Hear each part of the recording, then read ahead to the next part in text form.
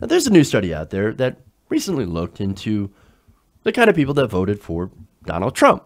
Now, what's different between this and other studies is they actually broke down, instead of just the normal demographics, race, income, etc., they actually looked into religious factors. Again, this is something that they really didn't talk about all that much. Now, these researchers, in looking in this, were actually very, very surprised at the makeup of your average Trump voter when you factor in religion. Okay. Now, this was done by the 2017 Baylor Religion Survey. Okay.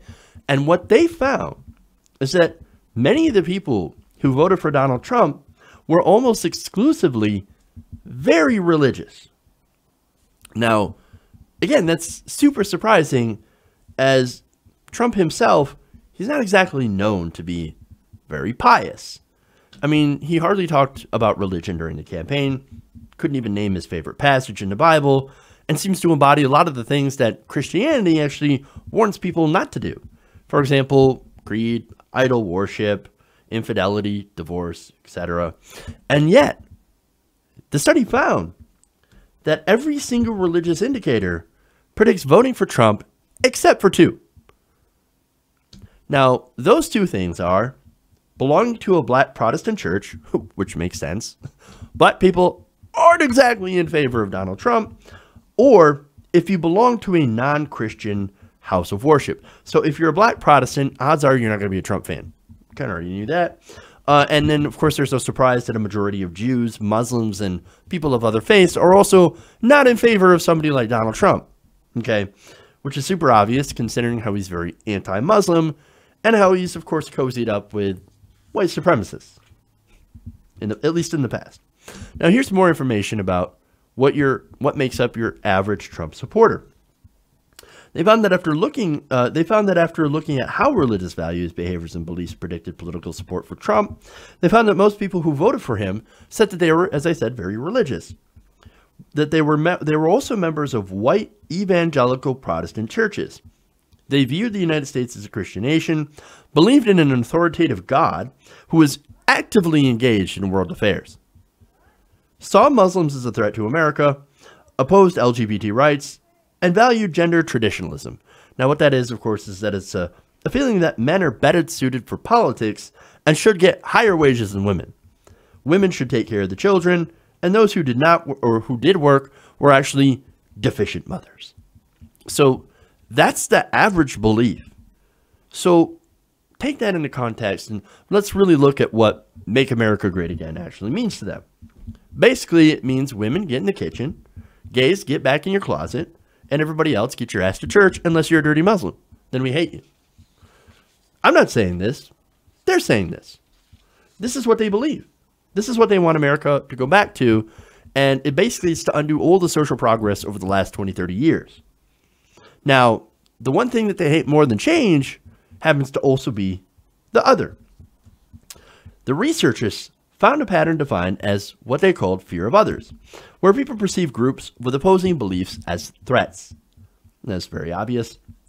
Now, they go on to point out that Muslims are the most feared religious group by Americans, followed by atheists and conservative Christians. Oh, that's very interesting. Now, here's a quote here from Jerry Park. Now, Jerry Park is an associate professor of sociology at Baylor University and had this to say. Quote, "We expected groups considered opposites like atheists and evangelical Christians to fear each other. But what was really unexpected was it was actually political affiliation that was stronger in its impact of predicting these particular fears." So that's very interesting. So what they're saying is that it's not so much religion that's separating people now. It's actually political ideology. He said, whether you are a Democrat or Republican said a lot more about your fears towards Muslims, conservative Christians, and atheists, compared to whether you're evangelical Protestant or atheist.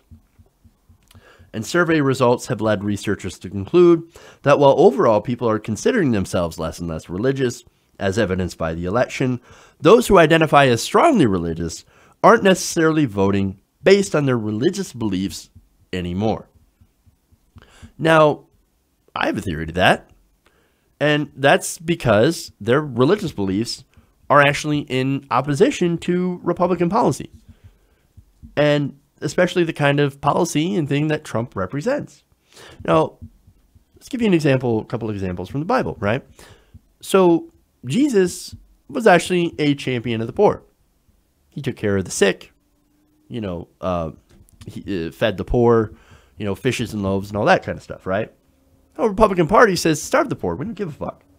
In fact, we're going to punish you for being poor because you're lazy.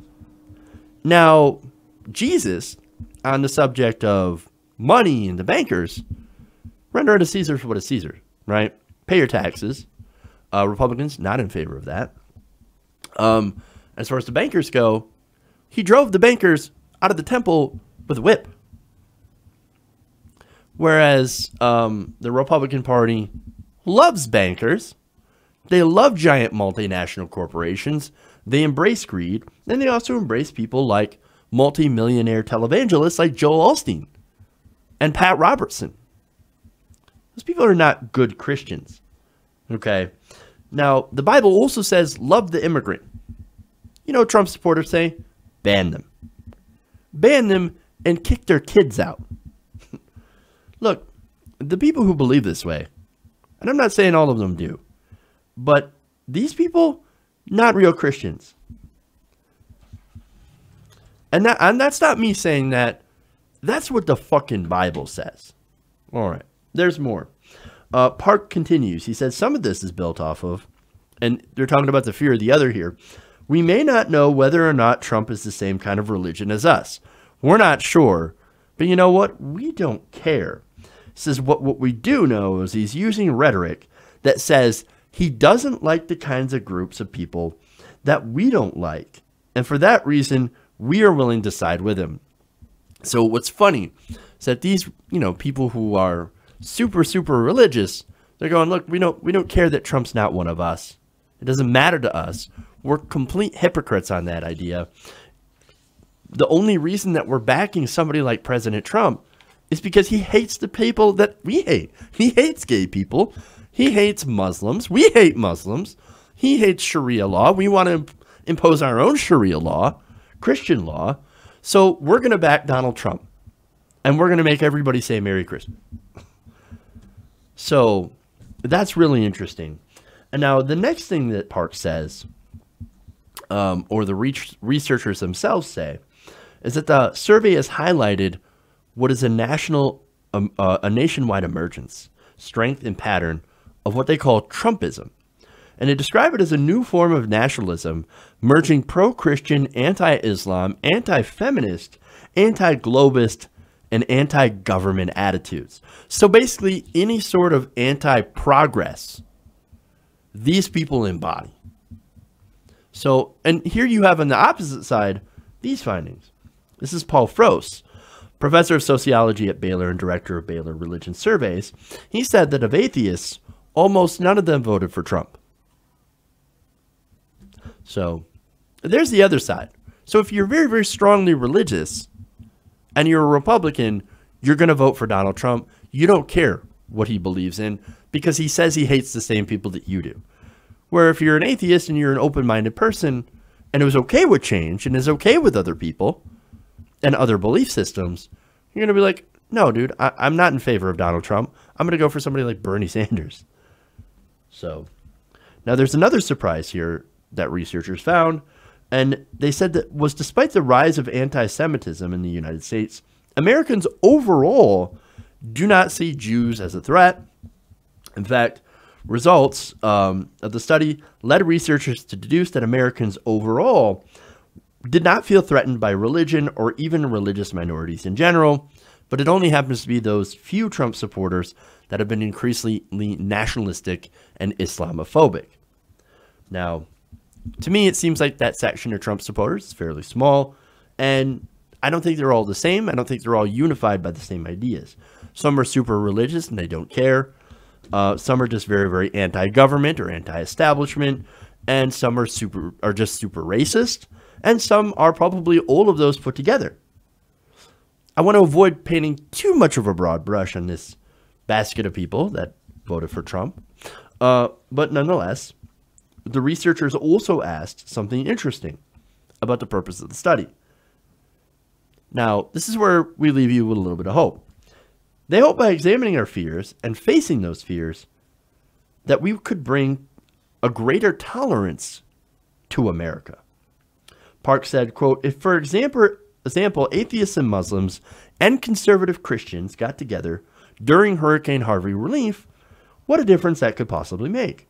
Where you have people who see one another and fear one another now working together towards solving a particular problem. Yeah, it turns out when you actually get to know people who are different, you stop being afraid of those people. And that's just human nature and social bonding, right? You get to know somebody, you become friends with somebody. Turns out, hey, that guy's not so bad, right? Why was I afraid of these people? Now, he also says, being aware of what our actual fears happen to be and finding out the specific root cause of what's triggering those fears in us, I think it's hopefully an important piece that people will take away from this. And I do think that is a very positive message to take away. Now, I'm, of course, a very cynical person. And look, I'm cynical because there are forces out there that are looking to keep us divided. The establishment, for one, which includes the money elite, the television pundits, and even some people online that profit from division and controversy and making sure that you hate the other. So what these people will do is that sometimes they'll gin up fear of the other, which in turn helps to drive our political divide even more than it ever has been before. And we're a much more polarized country than we used to be. And I think media does play a huge role in that, as well as our politics. Hey everybody, thanks for watching this video. If you want to see more like this, please hit the subscribe button below. And if you want to support truly independent progressive media, please consider becoming a patron at patreon.com/TYTNation.